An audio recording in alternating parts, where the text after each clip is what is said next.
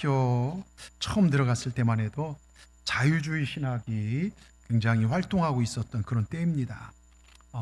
저보다 먼저 신학교에 오신 선배 목사님들, 지금 이제 목사님들이 되셨고 또 교수님들이 이런 이야기를 하죠. 신학을 하기 위해서 너희들이 믿었던 기존의 무당 신앙을 벗어버리고 너희가 믿었던 신앙을 한번 의심해봐라. 그리고 기적 사건들 이런 것들을 합리적으로 이성적으로 설명해보라. 이거를 이제 이렇게 얘기를 합니다. 그래야 신학이라는 학문이 된다는 것입니다. 저도 의심해보려고 노력해봤는데 근데 아무리 의심하려고 해도 의심이 안 돼요. 나는 신학이 안 되는가 보다 고민한 적도 있었죠. 특별히 여러분 출애굽 여정, 출애굽 아시죠? 이스라엘 백성들이 출애굽 여정 속에서 우리가 이번에 성지순례 가면 볼 건데 홍해 바다를 가르는 그 여정 사건을 여러분 아시죠? 우리가 믿는 성경은요, 이스라엘 백성들이 애굽을 탈출하는데 그들 앞에 넘실대는 홍해 바다가 나타납니다. 뒤에는 애굽 군대, 바로의 군대가 추격해 옵니다. 옆으로는 큰 산들이고 광야라 도망칠 길이 없습니다. 하나님의 명령을 따라 모세가 지팡이를 들고 홍해를 치자 홍해가 싹 갈라지기 시작합니다. 마른 땅처럼 이스라엘 백성들이 건너갔죠. 애굽 군대가 쫓아오다가 애굽 군대가 쫓아오다 홍해 중간쯤으로서 어떻게 합니까? 물이 합쳐져 갖고서 모든 애굽 군대가 수장되고 다 죽고 맙니다. 저는 하나님께서 역사하시면 가능한 사건임을 분명히 믿습니다. 의심이 안 돼요. 그래서 교수님이나 선배님들이 알려준 대로 의심하려고 했죠. 이 홍해는 우리가 생각하는 큰 바다가 아니라 얕은 바다고 원어로는 갈대숲이다. 지금 저 안양에서 목회하시는 큰 교회 이렇게 목회하신 선배 목사님이 그 당시에 원래는 갈대숲이다. 그 길을 지나갔다. 이 얘기를 하시더라고요. 그래서 생각을 했죠. 그러니까 갈대숲이 펼쳐진 얕은 바닷가를 200만 정도 된 사람이 걸어갔다는 것입니다. 이스라엘 백성 홍해를 건너간 것이 아니라 갈대숲 사이를 지나갔고 갈대숲 사이에 200만 명 지나니까 큰 길이 났어요. 이스라엘 백성 다 지나갔습니다. 애국 군대가 쫓아왔습니다. 갈대숲 가운데쯤 왔을 때요, 넘어졌던 갈대가 퍽퍽 일어나도 애국 군대를 때리니까 갈대 맞아 애국 군대가 다 죽었다. 여러분 기적을 믿지 하려니까 더 큰 기적이 일어나는 거예요. 여러분 잘 들으세요. 신앙생활하면서 기적을 믿지 않고 하나님의 전능하심을 믿지 못한다면 그건 온전한 신앙 아닙니다. 신구약 성경 가장 핵심적인 주제가 뭡니까? 믿음이에요. 성경에서 믿음 빼고 나면 앞뒤 껍데기밖에 안 남습니다. 기적 빼고 나면요, 앞뒤 껍데기, 창조의 기적, 마지막 주님께서 부활하신 주 세상을 심판해 오신다는 이 기적 외에 여러분 기적으로 시작, 기적으로 끝납니다. 여러분 잘 들으십시오. 신앙인과 종교인의 차이점, 제자와 무리의 차이점이 뭔지 아십니까? 무리와 종교인은요, 신앙의 주체가 나예요. 내가 믿고 싶은 대로 믿고 내 필요에 따라서 주님을 섬깁니다. 근데 신앙인은 믿음의 주체가 하나님입니다. 그러니까 내가 손해볼지라도 내가 어려울지라도 철저하게 하나님의 뜻대로 사는 게 신앙인이고 제자입니다. 자, 그럼 묻겠습니다. 여러분은 종교인입니까? 신앙인입니까? 이 질문에 대답해 보십시오. 여러분, 우리는 신앙인이 되어야 합니다. 종교인으로는 구원을 이룰 수 없고 하나님으로부터 복을 받을 수 없습니다. 오늘 특별히 10월의 첫 주 하나님께서 역사하신 믿음, 하나님께 복받는 믿음에 대해서 생각해 보고자 합니다. 오늘 아침에 어떤 분이 저한테 카톡을 딱 보내셨는데요, 10월 정말 2020년 최대 축복을 10월 첫 주 예배를 통해 받으십시다 하고 저한테 보내왔더라고요. 여러분 최대의 축복이 여러분 삶 가운데 있기를 바라면서 오늘 말씀을 통해서 우리의 믿음이 굳건한 믿음, 하나님이 역사하시는 믿음, 하나님께 복받는 믿음 되기를 바라면서 함께 은혜를 나누고자 합니다. 첫째, 진짜 믿음이란 진짜 믿음의 대상인 전능하신 하나님을 진짜로 제대로 믿는 거예요. 자, 여러분 보십시오. 요즘 참 어려운 인생을 살아가고 있습니다. 어린이들도 힘들고 어른들도 힘들고 다 힘들어요. 여러분 인생을 지금까지 살아오면서 나는 고난 없다, 수고의 짐이 없다 이런 때가 있었습니까? 나에게는 인생에 어떤 수고도 없다고 자신 있게 말할 수 있는 사람이 누가 있습니까? 아무도 없어요. 가난한 사람은 가난한 사람대로 고달프고 돈 많은 사람은 많은 대로 인생의 무거운 짐을 걸머쥐고 살아갑니다. 지금 우리나라 최고 부자라는 기업의 정말 회장들 보십시오. 감옥에 가 있다 삼성가도 얼마 전에 풀려났죠. 여러분 아버지와 자식들 간에 롯데 간에 아주 막 그 재산 싸움 때문에 형제 간에요 온 세상 창피거리가 됐죠. 카카오인가요 어딘가 보면 넥센인가요 엄청난 그 넥슨인가요 부자인데 그 50대에요 정말 죽고 말지 않습니까? 여러분 정말로 지식인은 또 지식인대로 괴롭고 권력자들은 그들 나름대로 힘겨운 고통의 짐을 지고 살아가죠. 공부하는 학생들도 공부하고 시험을 치러야 하는 짐이 있어요. 시험만 없으면 살만할 겁니다. 저희 예천이가 이제 시험 기간이 다음 주부터 시험인데 정말 요즘 스터디 카페 가고 밤늦게 오고 아침에 일찍 나가고 하니까 애가 막 날카로워졌어요. 한마디 하면 째려보기도 하고요. 예? 시험을 치러야 한 짐이 있고요, 직장인은 직장인대로, 노인은 노인대로 연약함과 죽음의 짐이 있습니다. 또 여러분 한번 이 세상을 우리 보십시오. 뉴스 한번 보세요. 매일같이 우리가 듣고 보는 소식, 여러분 부정적 소식들이 넘쳐납니다. 어떤 신문인지 한번 펴보세요. 인터넷 뉴스 들어보십시오. 속 시원한 얘기, 기분 좋은 얘기 없어요. 정치권의 싸움, 분열, 지금처럼 여러분 정치권 또 탄핵 얘기도 나오고요. 또 우리나라를 둘러싼 열강들은요, 자극, 이기주의 혈안이 돼서 러시아 같은 데는 우크라이나 전쟁 일으키고요, 중국이나 미국이나 이런 데 보십시오. 자기 나라 이익만 챙기려다 보니까요, 힘없는 우리나라는 얼마나 그 가운데서 어렵습니까? 또 요즘요, 러시아 우크라이나 전쟁으로 인해서요, 또 달러 상승, 우리나라 원화 하락, 원자재 상승, 그리고요 가스요금, 전기요금 또 막 올리는 바람에 참으로 어려운 시기를 살아가고 있습니다. 갈수록 보세요, 폭염이나 태풍이나 장마나 지진이나 홍수, 여러분 더 빈번히 없었던 일들이 지금 발생하고, 테러와 사건 사고 소식으로요, 또 마약으로, 우리나라 마약 청정군대 마약으로요, 여러분 비참하게 사람이 쓰러져 가고 있는 그런 소식뿐이지, 하나님의 능력으로 병든 자가 고침받고 쓰러져 가는 사람, 쓰레기 같은 인생이 예수님 만나서 새 사람 된 얘기 거의 요즘 들어볼 수가 없어요. 교회도 힘들어 죽어요. 여러분 제가 뭘 말씀드린 줄 아십니까? 이런 현실들을 자꾸 보다 보니까 이게 우리 마음속에, 머릿속에 이게 인생이다, 인생의 한계다, 이게 현실이라는 생각이 사로잡고 있어요. 그래서 인생은 정말 고해다, 어렵다, 어디를 둘러봐도 쉴 곳이 없다, 인간은 그럴 수밖에 없다, 이렇게 살다 죽는 게 인생이다. 그런데 여러분 이거 아니에요. 사실이 아니고 진실이 아닙니다. 우리에게는요, 이 세상과 환경을 지배하고 바꾸는 힘이 있습니다. 누구십니까? 창조하신 창조주 하나님 우리와 함께 계십니다. 내 아픔과 내 인생을 짐을 대신 져주는, 십자가에서 내 인생의 짐을 대신 져주신 분이 계십니다. 그분을 믿기만 하면 우리는 죽음의 문제를 해결받을 수 있습니다. 그분을 믿기만 하면 인생의 곤고한 삶에서 자유로워질 수 있습니다. 예수님은 내 모든 죄와 저주를 대신 지시고 내가 죽어야 할 십자가에서 대신 죽으셨습니다. 그리고 우리에게 치유와 회복과 풍성한 축복과 천국을 약속해 주셨습니다. 여러분 주님을 제대로 믿기만 하면 됩니다. 오늘 본문에서요, 빌립은 예수님, 정말 믿음의 대상인 예수님을 보면서도 믿지를 못하는 거예요. 그래서 주님은 구구절절 설명하면서 이런 얘기를 해요. 너희가 믿음을 가지면 내가 하는 일뿐만 아니라 나보다 더 큰 일을 12절에 얘기합니다. 나보다 더 큰 일도 하리라. 여러분 뭡니까? 믿음이면 된다는 거예요. 믿음이면 충분합니다. 아멘 하십시다. 믿음이면 충분합니다. 그런데 신앙인이라 하면서 우린 정작 믿어야 할 하나님의 말씀, 우리 하나님 예수님 성령님은 정말 질기게 안 믿는 사람들이 얼마나 많은지 몰라요.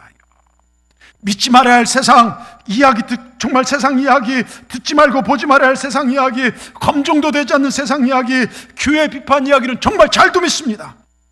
그리고 코로나 2년 8개월 동안요 30%가 넘는 사람들이 교회를 떠났어요. 얼마나 가슴이 아픈지 몰라요. 지난주도 말씀드렸지만 기독교 연합회 목사님들을 모였더니요, 정말로 6시 기도 교회에 사람들이 예배를 드리려 한다는 거예요. 가슴이 아프다는 것입니다.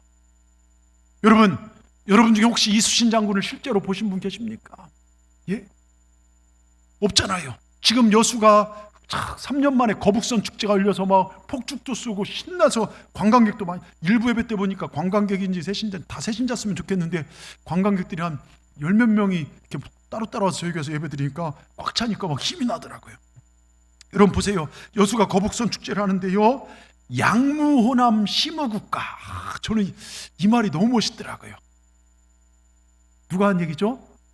이순신 장군이 신에게는 12척의 배가 있습니다 하면서 333척의 왜군의 배를 물질면서요, 양무호남 심우국가, 호남이 없으면 국가도 없습니다. 여러분 우리 호남 자부심 가져야 돼요. 우리가 있어서요, 여러분 일제를 무찔리고 이 나라가 있는 거예요.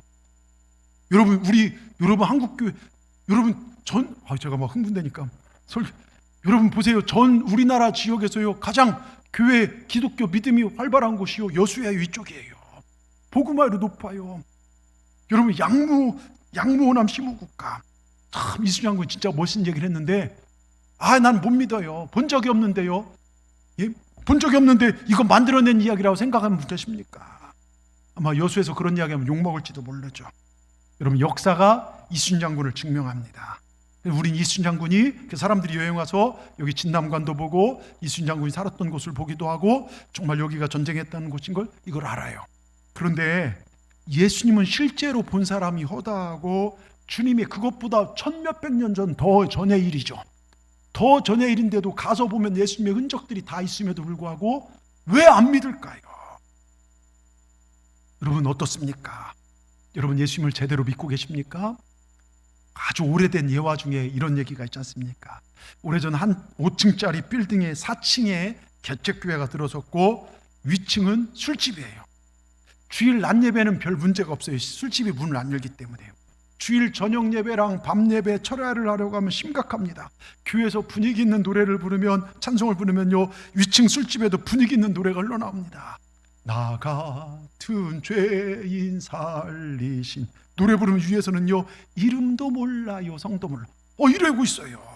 푸른 바다 나선이 몸 힘차게 찬송 부르 위에서요 누가 사랑을 아름답다 그러니까 예배가 안 됩니다. 그래서 목사님이 작정하고 하나님 술집 없어지게 해달라고 한 달 작정 기도를 했어요. 작정하고 기도한 지 25일 지났는데요 술집에 불이 나버렸네요. 5층 술집만 새까맣게 타고 4층 예배당과 식당이나 이런 데를 하나도 여러분 커튼 하나 타지 않았어요. 그런데 술집 주인이 알아버렸습니다. 아래층에 있는 목사님이 술집 없어지게 작정 기도했다는 말을 듣고 술집 주인이 경찰서 가서 고발했대요. 목사님이 경찰서에 가서 조사를 받게 되었습니다. 경찰이 말합니다. 목사님 죄송합니다. 술집 사장이 얘기인즉 목사님이 기도해서 불이 났다고 합니다. 그게 사실입니까? 목사님이 아니 내가 술집 없어지게 해달라고 기도했던 건 사실이지만 내가 기도했다고 불이 났겠습니까? 그랬더니 조사계장이 목사님 이상하네요. 술집 사장은 기도의 능력을 믿는데 목사님은 기도의 능력을 믿지 않으니 조사 결론이 이렇게 났습니다. 이렇게 믿음 없는 목사의 기도로 불이 난 것 같진 않음. 여러분 이 이야기 속에서 뭔가 느껴지지 않습니까? 진짜 믿음이란 하나님을 진짜로 믿는 것입니다. 정확한 믿음의 내용을 정확하게 믿는 것입니다. 믿음은 적극적 사고방식이 아니에요. 인간의 가능성을 믿는 게 아닙니다. 믿음이란 전지전능하신 하나님을 믿는 것입니다. 믿음이란 모든 것이 잘 될 것이다 막연한 기대가 아닙니다. 믿음은 내 방향과 내 생각과 맞을 때만 올라타는 그런 버스가 아닙니다. 그 자체가 믿음의 주체가 아니라 자기 자신이라는 거예요. 여러분 현대 교인들 보십시오. 이러한 사람들이 얼마나 많이 있습니까? 예수님을 위한 나가 아니라 나를 위한 내 필요를 위한 예수. 이 땅에 자기가 충만한 그리스도인들, 종교인들요 그렇게 살면서도 스스로는 잘한다 생각하는 그런 어리숙한 종교인들이 이 땅에 얼마나 많이 있는지 모릅니다. 여러분 이제는 우리 믿음의 주체가 바뀌어야 합니다. 우리 믿음은 하나님을 믿고 하나님을 신뢰하는 것입니다. 우리는 예수님의 인생 구원이 다른 일이 없음을 믿습니다. 우리의 믿음은 하나님의 전지전능하심을 믿습니다. 주님은 크고 위대하신 분이기에 주님 안에 능치 못할 일이 없음을 믿습니다. 여러분 마태복음 15장 28절에 내 믿음이 크도다 내 소원대로 되리라. 딸의 죽음 앞에 귀신 들린 딸을 데리고 왔을 때 그 어머니가 정말로 하나님 앞에 주님 앞에 매달렸을 때 네 믿음이 크도다 네 소원대로 되리라. 그 순간 귀신이 떠나가고요. 마가복음 9장 23절에 할 수 있거든 무슨 말이냐 믿는 자에게 능치 못할 일이 없느니라. 아멘. 우리가 믿음 가지면요 믿는 자에겐 능히 하지 못할 일이 없을 줄 믿습니다. 소원을 이루는 믿음, 모든 일을 가능케 하는 절대 믿음이 우리 모두에게 있기를 주의 이름으로 축원합니다. 두 번째요, 목숨의 위협이라도 지킬 것을 지키는 것이 진짜 믿음입니다. 하나님은 이런 믿음 있는 자를 찾으십니다. 제가 여러분 문자도 보냈지만요, 제2차 세계대전 때 연합군이 드디어 독일을 점령하고 독일의 저 유명한 지옥의 수용소 아우슈비츠 수용소를 탈환했습니다. 여러분 이 지옥 같은 수용소, 끔찍한 학대와 고통과 잔인한 고문과 가스실에서 수많은 죽음, 인류 최대의 비참함이 있던 그곳. 근데 이 수용소 벽 한 벽에요 뜻밖에도 이런 찬송가 가사가 적혀있는 것이 발견됐어요. 하늘을 두루마리 삼고 바다를 먹물 삼아도 한없는 하나님의 사랑 다 기록할 수 없겠네. 여러분, 지옥 같은 수용소조차도 빼앗아갈 수 없었던 이 하나님의 사랑에 대한 감사를 보십시오. 나를 구원하신 하나님, 그 하나님에 대한 믿음, 하나님 나를 사랑하셨고 나를 선택하셔서 자녀 삼으셨습니다. 이 믿음 있기에 지옥 같은 현실에서도 주님을 찬양합니다. 여러분, 믿음이 있는 자는요, 이런 삶을 살게 됩니다. 환경이 어렵고 힘들어서 불평하고 원망하는 게 아닙니다. 여러분 보세요, 우린 믿음을 통해 구원을 받습니다.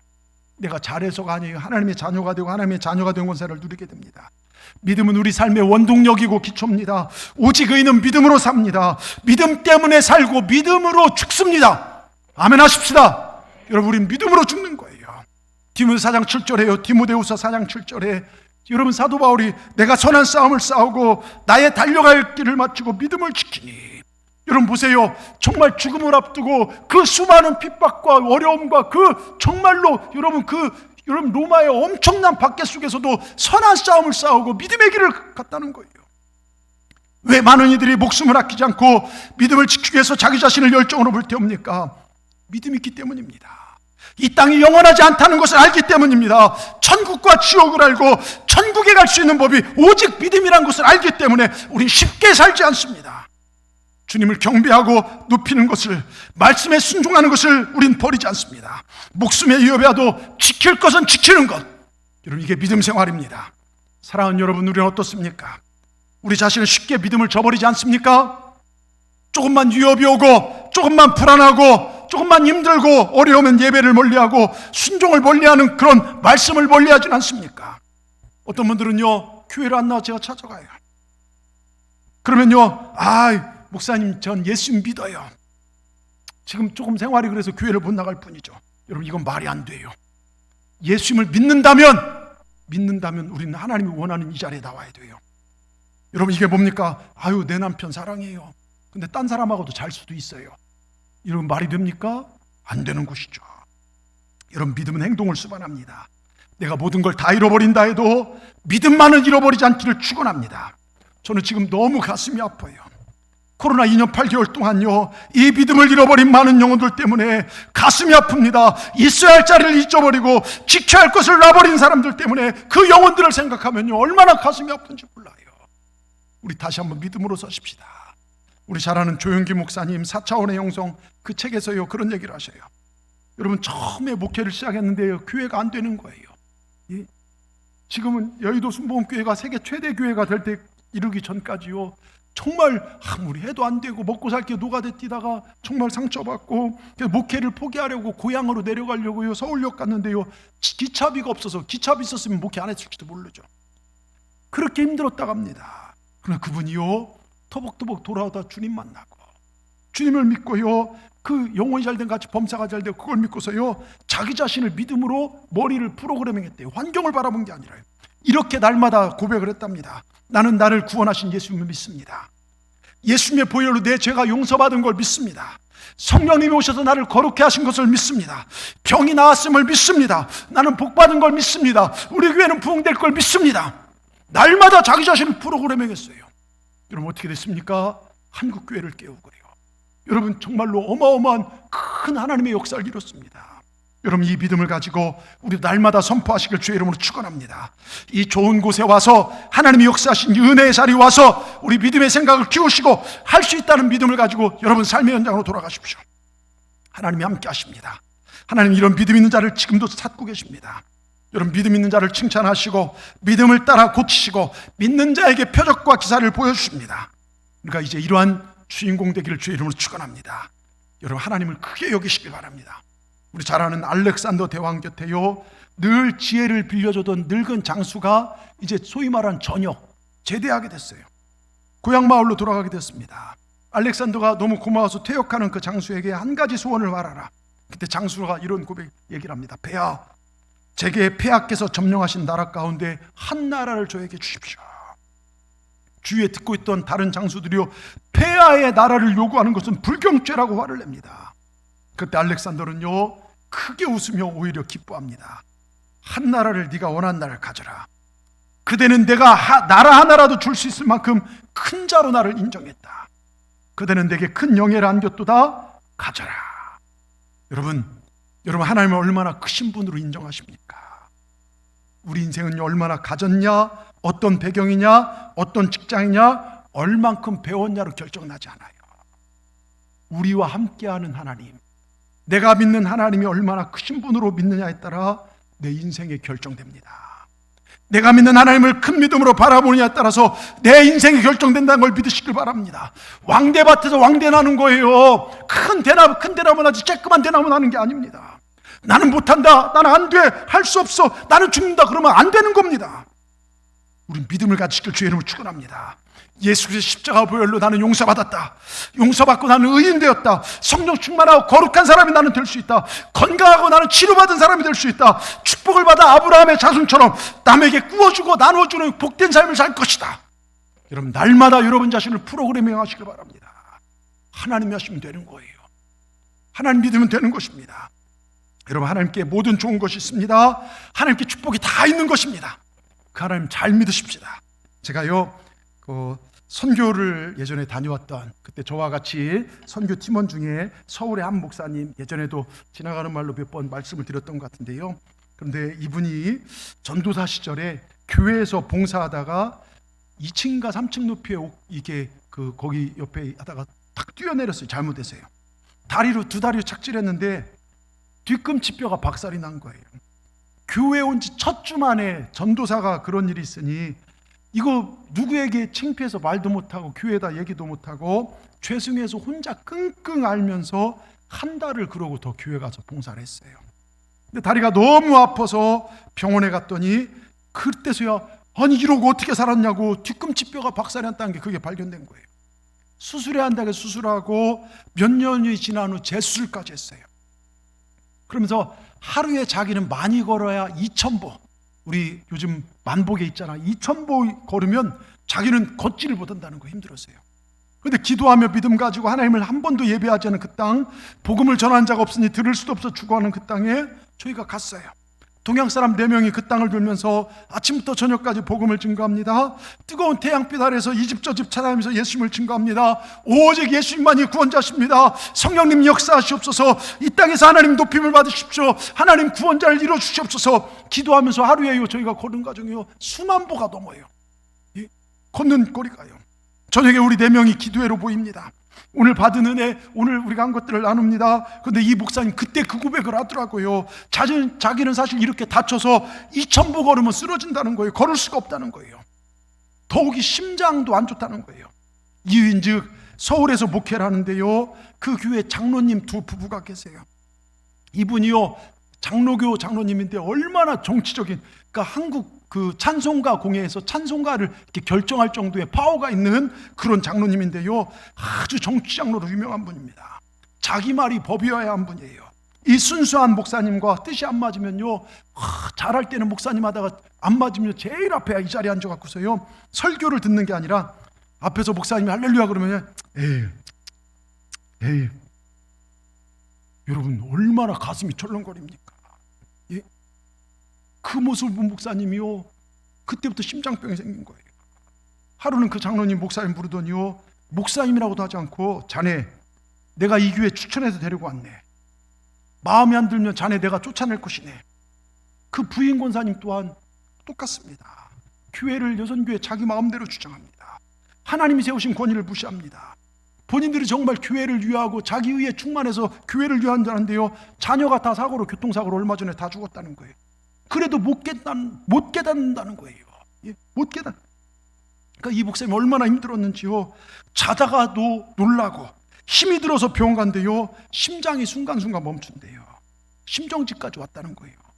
그 일로 잠도 하루에 2시간 정도밖에 못 자고 매일같이 설사라고 365일 중에 자기는 300일을 설사한대요. 선교 나오는 것도 그날 새벽에 맘대로 하라고, 짐 쌀 준비하라고. 그래 그 말 듣고 이제 그때 단기 선교를 나와서 만난 거예요. 그런데요 그렇게 나와서 주님을 예배하고 믿음으로 나가니요 하루에 수만 보를 걸어도 아프지 않고 잠을 평생 이렇게 푹 자본 적이 없고 심장도 멀쩡하고 설사도 오는 순간 멎었다는 거예요. 선교 나와서요. 여러분, 물론 다시 돌아가서 내가 있어야 할 것은 저거다. 정말 이 땅에 죽어가는 영혼도 있지만 저 무지에서 자기에 사로잡힌 저들의 저걸 깨뜨려야 된다. 이런 마음을 가지고 다시 돌아가셨지만, 여러분 보세요. 우리 현실이요, 잠 못 자게 하고 내 심장을요 정말 쪼그라뜨리게 만들고 심장을 멈추게 만들고 스트레스로 날마다 속이 안 좋고 잠 못 자는 고민도, 우리 주님 기쁨 가운데 나가면, 주님이 함께 하심을 믿는다면, 주님이 만지시면 여러분 순간 해결됨을 믿으시길 바랍니다. 여러분, 현실을 바라보고 속상해하지 마십시오. 예수님 바라보십시오. 근심 걱정 바라보지 마시고, 염려거리 바라보지 마시고, 날 힘들게 하는 그 사람이나 환경 바라보지 마시고, 우리 주님 바라보시는 우리 동산의 모든 분들 되시길 주의 이름으로 축원합니다. 주님은 언제나 우리와 함께 하십니다. 능력의 주님이 나와 함께 하신다는 이 믿음 가지고 우리 모든 걸 이겨내기는 주의 이름, 정말 우리 동산의 모든 분들 되기를 다시 한번 주님의 이름으로 축원합니다. 끝으로요, 진짜 믿음은, 우리 같이 읽습니다. 진짜 믿음은 주님을 받아들이고 주님의 능력으로 선포하여 그 능력으로 사는 것이 진짜 믿음입니다. 그러니까 믿음은 내 의식이 아니라 이 결과까지 가야 된다는 거예요. 여러분, 스마트폰에 관한 재미있는 시가 있어요. 이건 사실 제가 만든 거예요. TV에 관한 시편 23편 패러디한 거를 제가 좀 스마트폰으로 바꿔서 만든 건데요. 스마트폰 23편, 시편 23편과 나란히 읽어보면요, 이렇게 비교가 되는데요. 시편 23편 처음 시작 어떻게 됩니까? 여호와는 나의 목자에게 부족함이 없을, 그가 나를 푸른 풀밭과 맑은 물가로 쉴만한 물가로 인도하시는도다. 이렇게 시작합니다. 근데 스마트폰 23편 이렇게 시작돼요. 스마트폰은 나의 목자시니 내게 부족함이 없으리로다. 그가 나로 하여금 편안한 자세로 앉게 하시고 가벼운 오락과 재미로 인도하시는도다. 내 육신을 기름지게 하시며 그의 이름을 위하여 아무 할 일이 없게 하시는도다. 내가 비록 여가 시간을 보낼지라도 일어나 있을 필요가 없으면 모든 일들을 알게 하시고 모든 재미거리를 안겨주심이라. 이 세상의 잡다한 것들을 무수히 알게 하시며 모든 해야 할 일로부터 무디게 하시고 하나님의 말씀으로부터 멀어지게 하시며 기도의 시간을 빼앗아 가시니 내 잔이 텅텅 비어가나이다. 그런대로 재미있고 흥미있는 일들이 정녕 나를 따르니 내가 스마트폰 앞에 영원토록 거하면 안 되는 줄 알면서도 거하게 되는도다. 제가 만든 건데요, 여러분 재밌는 것 같지만요, 제가 저희 아들 보니까 공부할 시간을 스마트폰 게임하고 뭐하고 시간을 많이 뺏겨요. 현서 너도 그렇지? 졸다가 갑자기 울어서 미안하다요. 자고 있는 걸 깨워서. 여러분 보십시오. 애들이요 그렇고 어른들도 그렇더라고요. 스마트폰에서 요즘 유튜브나 뭐다 뉴스나 TV나 이런 데 뺏겨서요, 그거 보느라고, TV 보느라고 성경 말씀 볼 시간, 기도할 시간 뺏겨요. 현재는 아름다워 끝났죠. 저희 어머니 그거 보는 시간은 아주 그것만 보시더라고요. 여러분 그거 막 볼 시간에는 의지를 가지고 보면서 왜 성경 공부는 안 하는지 모르겠어요. 여러분 말씀은 100배 유익합니다. 다윗은요 보세요. 여러분 정말 보세요. 우선순위가 뭐냐 이거예요. 제 얘기는요. 하나님 여호와가 내 목자가 되시냐, 스마트폰, 세상 재미, TV, 세상 이것들이 나의 어떤 인생길을 인도하느냐, 인생의 목자가 누구냐, 삶의 우선순위가 무엇이냐, 마음에 품은 생각들의 뿌리가 무엇이냐, 나는 무엇을 내 인생의 주인으로 모시고 사는가, 이걸 말씀드린 것입니다. 다윗은 여호와 하나님 목자로 고백하며 그 목자 되신 하나님께서 나를 푸른 초장 맑은 물가로 잔잔한 물가로 인도하신다고 노래합니다. 여러분 그때가 언제냐? 쫓기고 있을 때예요. 사울왕한테 쫓기고 언제 죽을지 모르는 그때에도 하나님 나의 목자 되신다 고백하니까요, 그 믿음대로 하나님께서 푸른 초장과 쉴만한 물가로 인도하시더라 이것입니다. 하나님께서 그에게 평안과 안식과 삶의 풍부함을 정말로 주십니다. 그러니 그는요 날마다 성전을 예배를 사모하는 것입니다. 여러분 우리도 그렇게 사십시다. 우리 화요성서 아카데미 시작했죠. 여러분 사모하여 올라가십시오. 말씀을 듣는 것은요 여러분에게 100번 1000번 유익합니다. 신령한 말씀을 사모하는 자가 구원을 이룹니다. 근데 안 들으면 손해예요. 베드로전서가요, 베드로전서의 베드로 사도가 베드로전서 2장 2절에요 이런 얘기를 하잖아요. 우리 같이 한번 읽어보겠습니다. 갓난 아이들 같이 순전하고 신령한 젖을 사모하라. 이는 이로 말미암아 너희로 구원에 이르도록 자라게 함이라. 신령한 젖이 뭡니까? 말씀이에요. 갓난 아이는요 엄마 젖만을 여러분, 새끼 새들이요, 엄마 새가 와서, 어미 새가 와서 먹일 때요, 주든 말든 이러고 있습니까? 목을 막 있는 대로 빼놓고 입을 벌리고 달라고 막 달려들지 않습니까? 말씀에 대한 사모함도, 기도에 대한 사모함도, 여러분, 이런 열정들이 회복되기를 주의 이름으로 축원합니다. 우리나라요, 한국교회 초창기는 어떤 줄 아십니까? 여러분, 비록 100년 전, 90년 전만 해도요, 말씀 배우기 위해서 교회가 그렇게 많지는 않았어요. 그때는요, 평양에서 교회가 있고 성경 공부한다면요, 저 목포에서요, 어린 하나 들쳐 없고 쌀떡이 들고요, 30일 동안 말씀 배우러 가는 겁니다. 사경회를요. 여러분, 루비 캔드릭 선교사님, 우리 감리선님 돌아가신 분요, 그분이 마지막으로 부모에게 편지 쓸 때요, 의료 간호사로 왔다가 편지 쓰면 그런 얘기를 해요. 한국교회가 많이 하는 희망이 있어요. 그러면서 어린아이들이 주일 예배 드리기 위해서, 말씀 배우기 위해서요, 교회가 없으니까 교회 있는 곳까지 20km를 매주일 걸어 다닌다는 거예요. 20km를요. 여기서 율촌까지 거리, 거의 순천 못미천까지요, 걸어가서 예배를 드리고 온다는 겁니다. 여러분, 이렇게 사모하니까 한국교회가 부흥됐죠. 하나님이 그 열정을 보시고요. 근데 지금 모이라면 안 모여요.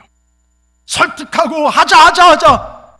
세상 재미나 내 하고 싶은 취미생활이나 이런 거는 돈을 들여서도 하면서도 말씀을 배우고 내 영혼을 살리는 일은요, 멀리하고 있습니다. 여러분, 사모하시길 바랍니다. 사모하시길 바랍니다. 여러분, 잘 들어보십시오. 믿음장으로 알려진 히브리서 11장 1절에 이렇게 쓰여 있습니다.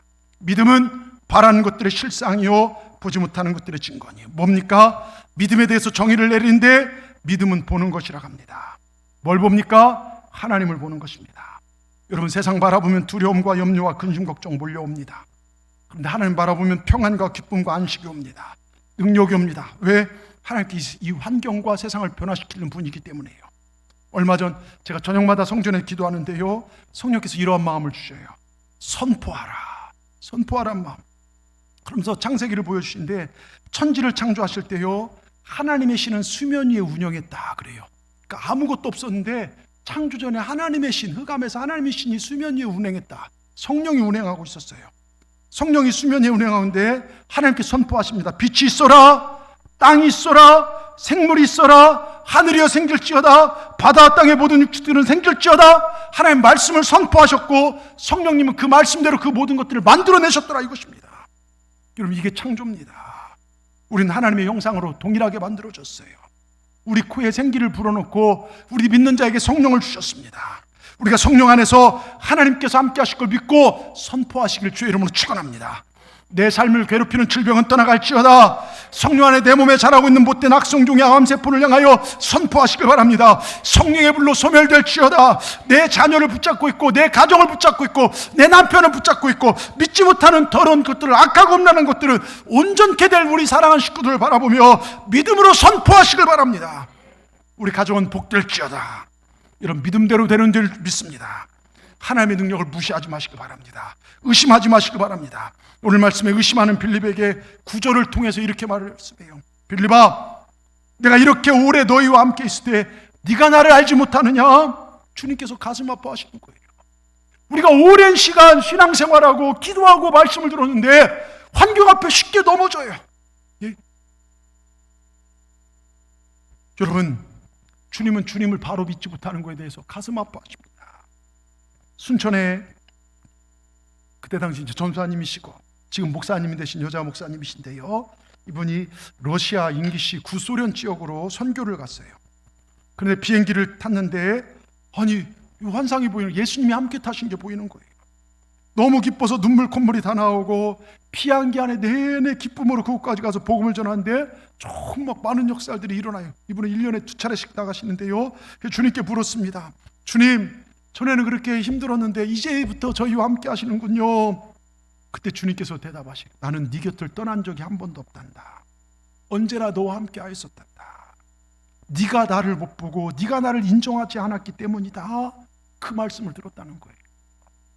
교회도 나간읍성에서 작은 가정 같은 교회에서 교회를 하고, 교회도 작고 다른 사람과 비교할 때 내세울 것도 없고, 근데 선교의 마음을 주어 선교하고 하는데, 네가 작은 교회를 하든 큰 교회를 하든, 네가 부자로 살든 가난하게 살든 나는 너와 언제나 함께 하였다. 여러분, 하나님 언제나 우리와 함께 하십니다. 내가 잘 나갈 때, 기복신앙의 단점이 뭔지 아십니까? 내가 잘 나갈 때, 건강할 때, 자녀가 잘 될 때만 함께 하시는 게 아니에요. 내가 연약할수록 날 더욱 귀히 여기신 분이 우리 하나님이십니다. 여러분, 주님 언제나 우리 함께 계십니다. 기쁠 때나 슬플 때나 아플 때나 좋을 때나 언제나 함께 하십니다. 그 주님을 바라보시길 주의 이름으로 축원합니다. 나와 함께 하신 주님을 여러분 삶에 인정하시길 바랍니다. 교회에서 인정한 내 삶의 현장 가면 주님과 상관없이 살아가지 마시고, 먹고 마시고 행할 때마다 하나님 나와 함께 하십니다. 여러분, 태양을 등지고 있으면요, 태양은 보이지 않고 내 앞에 그림자만 보여요. 예수님 등지고 있으면요, 불안과 염려와 나밖에 안 보입니다. 그런데 예수님 바라보면요, 태양 바라본 그림자는 뒤로 물러가고 환한 인생 되듯이 예수님 바라보면요, 우리는 근심 염려 물러가고요, 환한 인생 되는 걸 믿으시길 바랍니다. 이제부터 누구를 바라보시렵니까? 문제를 바라보시렵니까? 안 되는 것을요? 돈이요? 세상 병이에요? 오늘 결단하시길 바랍니다. 주님만 바라보십시다. 주바라기 되십시다. 오직 주님만 바라보겠습니다. 이제 어정쩡한 신앙생활 내려놓으십시다. 구원을 의심케 하는 종교생활은 과감하게 버리십시다. 지금 정말 주님 바라봐야 할 때예요. 목숨을 걸어서라도, 내 환도뼈를 부러뜨려서라도 예수님 붙잡아야 할 때인 줄 믿습니다. 여러분, 무언가를, 저를 보십시오. 고개를 들고요, 무언가를 받아들이는 것에 따라 운명이 바뀝니다. 비틀즈 아시죠? 비틀즈, 레리비 부른 비틀즈요. 아마 우리나라 BTS보다 더 정말 인기, 비틀즈가요, 처음 비틀즈를 받아들였다면 엄청난 돈을 벌었을 것인데, 비틀즈 이거 뭐야 하면서 비틀즈를 거절한 회사가 있어요. 비틀즈만 받았다면 그 회사는요, 지금까지도 먹고 살죠. 해리포터 아시죠?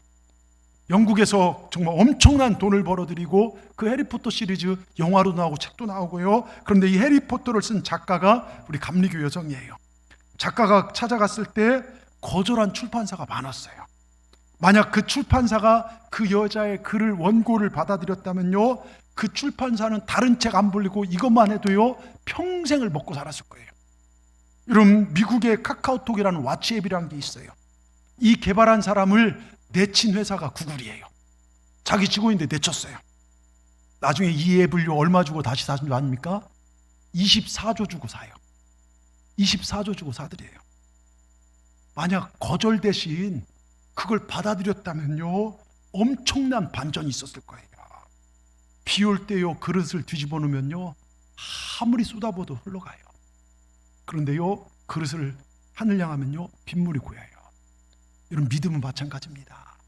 내가 아무리 외치고 주님이 믿음을 가져라도요, 내가 그릇처럼 덮어버리면요, 받아들이려면요, 다 흘러가 버려요. 근데 내가 마음을 열고요, 주님 말씀 받아들이면 그것이 내 것 되는 거예요. 그러나 더 중요한 건요, 일상의 차이는 그래도 받아들일 만한데 구원에 관해서는 다릅니다. 우리 예수님 구원의 길은 유일한 길입니다. 하나님께 가는 유일한 길입니다.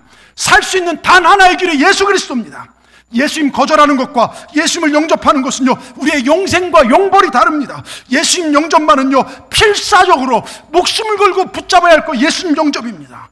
여러분, 신앙 문제 쉽게 거절하지 마십시오. 영적인 일 가볍게 처리하지 마시길 바랍니다. 은혜 받자, 말씀 배우자, 순종하자, 기도하자, 섬기자. 여러분, 이 영적인 일에 대해서는 거절하지 마시길 바랍니다. 그 거절이요, 내 인생을 아프게 할 수 있고, 그 한 번의 거절이 내 사랑한 사람들을 병들게 하고 쓰러지게 할 수도 있어요. 그런 한 번의 말씀을 영접하고 순종함을 통하여 우리는 하나님의 은혜를 체험할 수 있게 됩니다. 여러분, 그걸 기억하시길 바랍니다. 여러분, 말씀을 받아들이시길 바랍니다. 오늘 예배 왜 오셨습니까? 예? 여러분, 당연하죠. 주일이니까 당연히 드려야 하니까요? 아니에요. 오늘 이 말씀 받아들이기 위해서 온 겁니다. 예수님 받아들이기 위해 온 겁니다. 세상살이에 내가 연약하고 허물과 실수가 많아도, 때로는 죄 때문에 널브러 엎어져 있어도, 넘어져 있어도, 타락하고 범죄해도 우리가 다시 예배를 통해 십자가 붙들고 복음을 붙들고 주님을 바라보고 하나님 앞에 돌아오면 하나님께서 우리 인생을 복되게 역사하실 걸 믿으시길 바랍니다. 우리 믿음 회복하시고 돌아가셔야 돼요. 여러분, 제가 한 가지만 말씀드리고 마칠게요.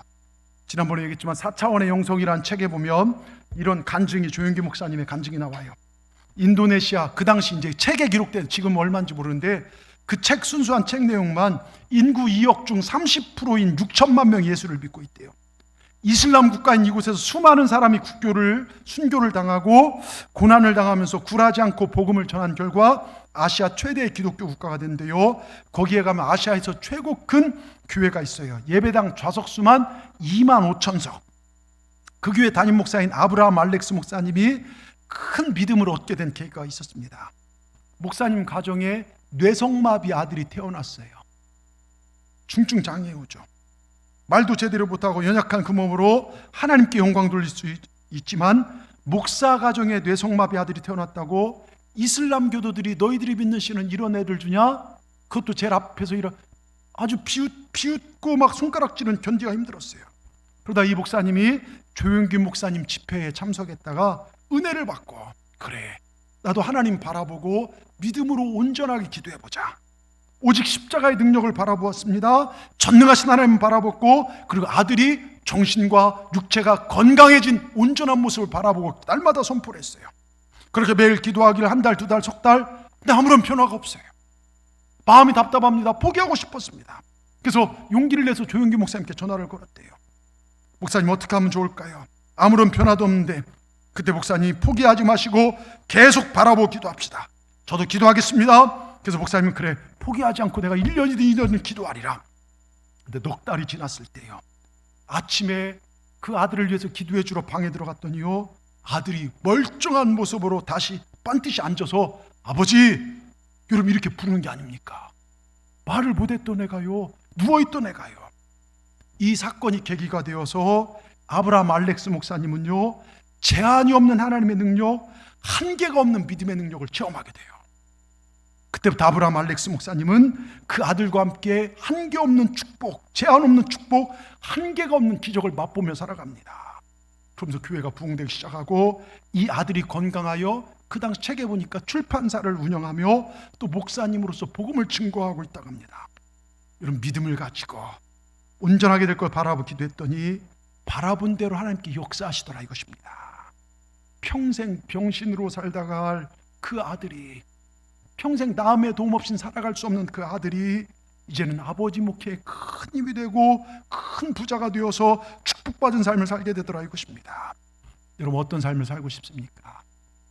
교회는 다니고 예배는 드리는데 늘 삶에 쪼달리고 어려운 삶을 사시겠습니까? 아니면 하나님 주신 풍부한 여러분 축복을 누리고, 여러분 풍부한 축복 죄가 아니에요. 우리가 자본주의에 대해서 잘못 이해하는데 하나님을 믿는 민족은 하나님이 복되게 하십니다. 그걸 잘 활용하는 게 중요한 것이죠.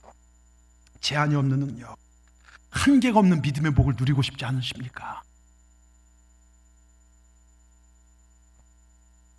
왜 대답이 그냥 목사님 설교나 빨리 끝내줘. 배고파 죽겠는데. 이런 표정. 여러분 말씀을 붙잡고 가시라는 거예요. 말씀을 붙잡고 가시라고요. 예. 주님이 나와 함께 하십니까? 항상 하나님이 기뻐하는 일에 온 힘을 쏟으시길 바랍니다. 그럼 하나님 책임져 주십니다.